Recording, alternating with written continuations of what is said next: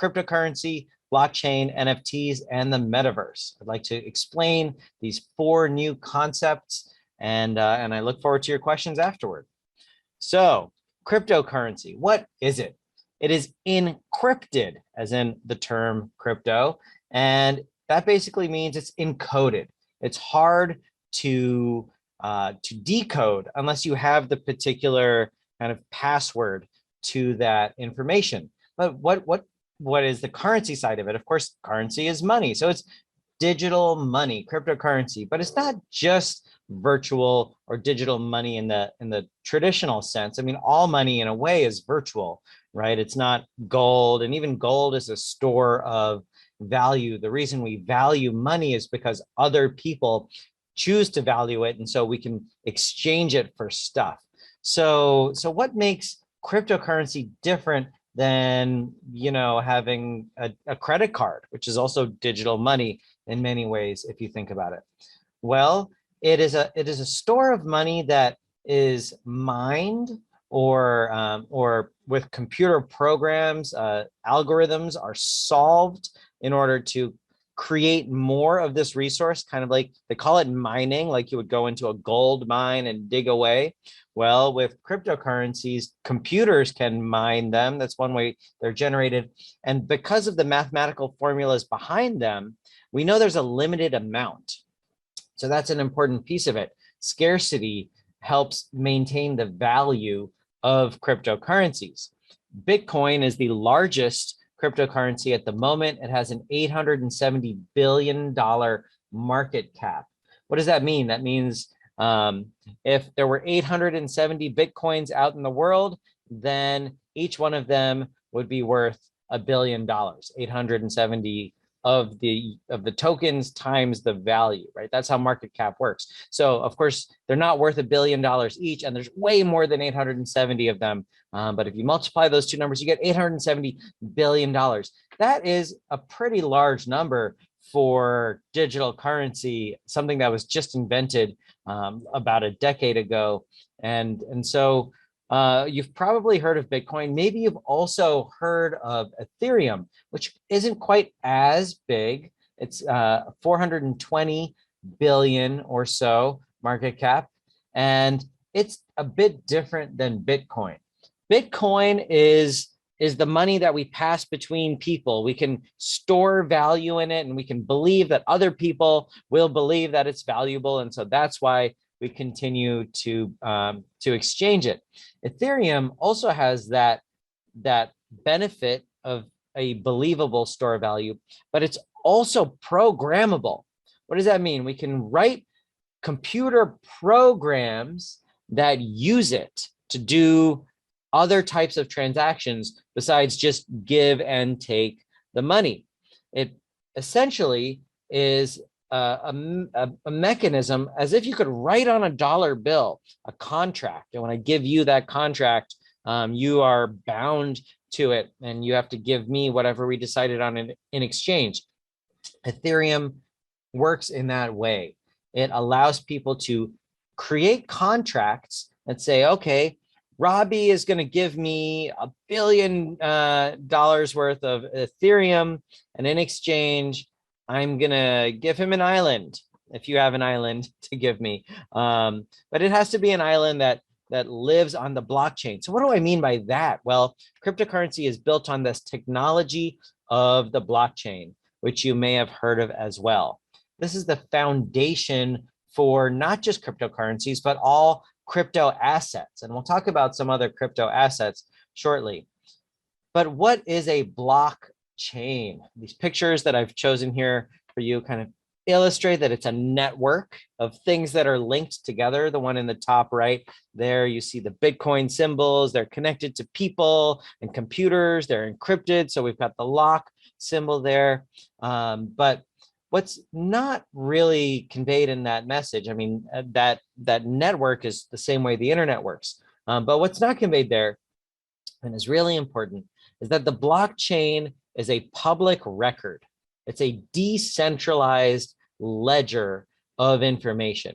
So every time someone buys or sells cryptocurrency or other crypto assets that are linked to a blockchain, everyone on the blockchain knows. So if you're on the Ethereum blockchain, like we just talked about, you can buy or sell crypto assets with Ethereum. Let's say I buy that island from you for $1 billion worth of Ethereum. Then the blockchain record says, oh, Robbie bought that island and gave that $1 billion of Ethereum.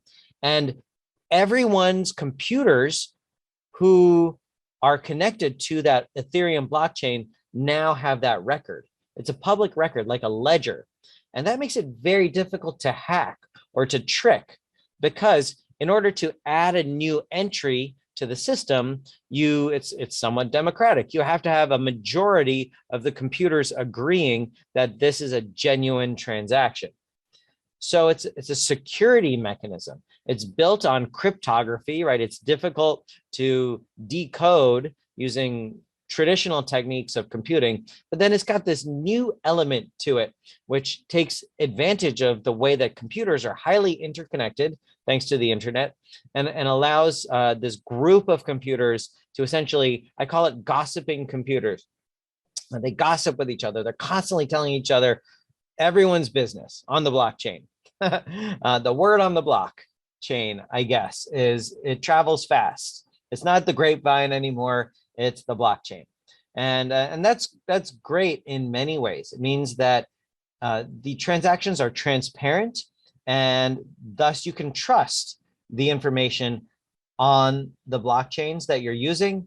And so you can trust it with large amounts of money. And you've probably heard of people making transactions for thousands, even millions of dollars with these different blockchains. And Bitcoin is a big one. And that one is mostly currency, as we've already talked about. Ethereum is another one that's very big, that's very well known.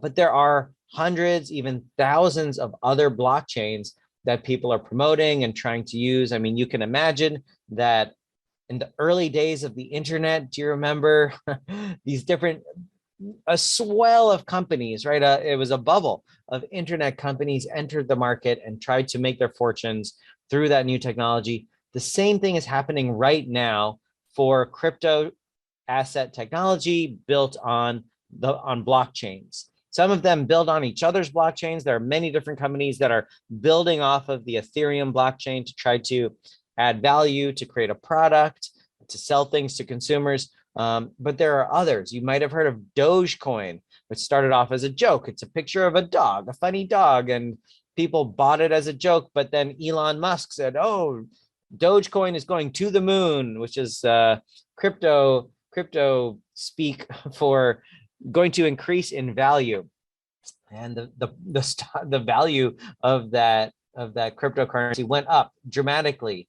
The picture of the dog is a Shiba Inu. And so then there was another joke. It's called the Shiba Inu coin or something similar. And many people bought that. The value of these currencies is extremely volatile. People are making a huge amount of money.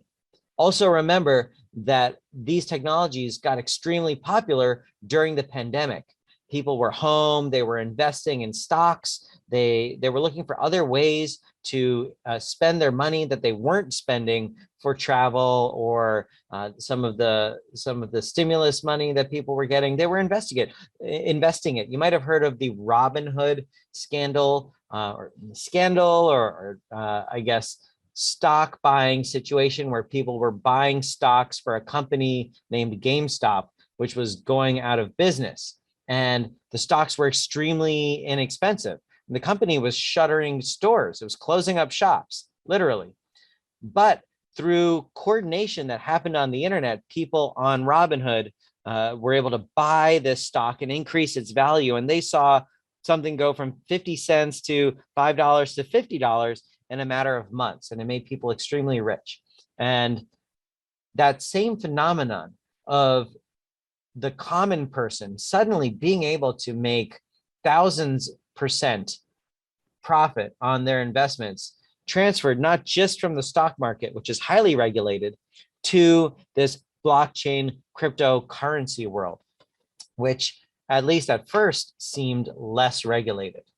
However, I'd like to make another point here is that despite the appearance of regulations, these transactions can be tracked. As we just talked about here, it's a decentralized, transparent public ledger.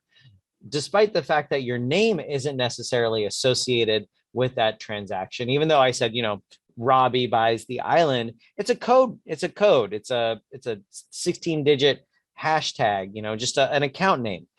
But it's not that hard for the authorities, for companies, et cetera, to trace that back to its origin. So we know that nefarious actors, people who have used cryptocurrencies to sell drugs or to otherwise commit crimes, have been caught, and money has been retrieved through these networks.